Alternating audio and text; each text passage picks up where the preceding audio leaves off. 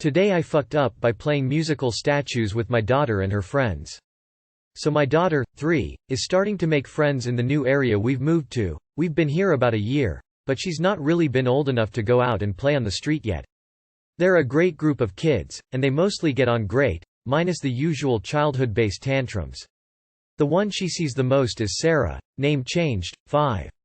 Sarah lives just a couple of doors down, and they are constantly in and out of each other's houses. My daughter met a lot of kids on the street through Sarah, so it's been a bountiful friendship for her. Today, a bunch of about 6 of them was playing in our garden. They were doing the usual stuff, playing on the trampoline, playing football, chasing each other, etc.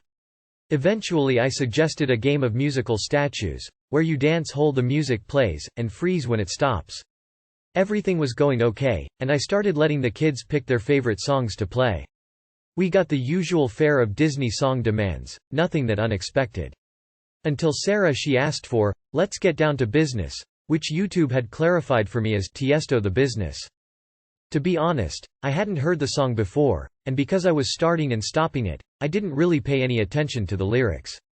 Later I walked the girls round the block and took them home. When I got to Sarah's house, her parents asked me in for a coffee and a chat about what they'd got up to. I filled them in, and told them about musical statues as well. I asked Sarah, "How did you know that song? I haven't heard it before." Before anyone else could talk, she said without skipping a beat, "Mummy and Daddy play it in their room when they lock their door, it's loud." It took a minute for the penny to drop for me. Sarah's mum's face going red sped the process along quickly. I hurriedly bundled my daughter out, and when I told my wife about it, she laughed her ass off at my misfortune as I laughed, despaired into my hands. Too long did not read. A game of musical statues with the kids revealed the music that my neighbors like to fuck to. Edit saw all those seaback comments. Had no idea what that was until I clicked one of the links. Holy shit, that is ear cancer. The first comment I see on YouTube. The only thing wrong with this song is that it's too short. Let's Get Down to Business in a request from children amongst other Disney songs is I'll Make a Man Out of You, from Mulan. Ironically, the song at a friend's wedding when she married someone with the surname Man. Next up, Seabat. So, I looked it up. Great tune, I can see why they might like to bang to it. But, I don't know if I could after seeing the music vid. Also, it's only 3 minutes long. Was thinking the Let's Get Down to Business would be the Mulan but didn't see that coming. Tears of joy. I don't understand this story fully. What does op mean about Tiesto the Buisiness? Do neighbor mom and dad bang to a song from Mulan, or did op play some song I've never heard of for musical statues? And if it's the second one, why didn't the kids protest when op played a song other than the requested Let's Get Down to Business from Mulan? Today I fucked up parking my girlfriend's car. Today I fucked up parking my girlfriend's car. I'm not quite sure if this is the best place to post it, but I'm feeling guilty enough that it seemed fitting. My girlfriend, 25, lives about an hour away in a small town. She was going out of state for the weekend for her friend's bachelorette party and had to use the airport that's only a few minutes away from my apartment. We figured she would just pick me up from my apartment and I would just drive her car back. All was going perfect. I had made her some coffee since she had to drive an hour to be at my place by 5:30 a.m. I dropped her off, then drove back to my apartment complex. Well, about a week ago they had sent out a notice about guest parking and that fines would be handed out to anyone parked in the complex who wasn't a tenant. They specifically said the road in front of the complex was the only area for guests to park. So of course that's exactly what I did. I went out of my way to make sure her car was parked on the right side of the road even. She was having such a great time over the weekend, and we really opened up a lot to each other emotionally and talked about how excited we were to see each other at the airport. On her last full day of the trip, I had gone to run an errand, and driving back I saw she had a green paper tucked under her windshield wiper. Initially I was annoyed, thinking it was a warning to move the car because they specifically said it was guest parking. I went to check it out and someone had hit her car. The paper was an incident report.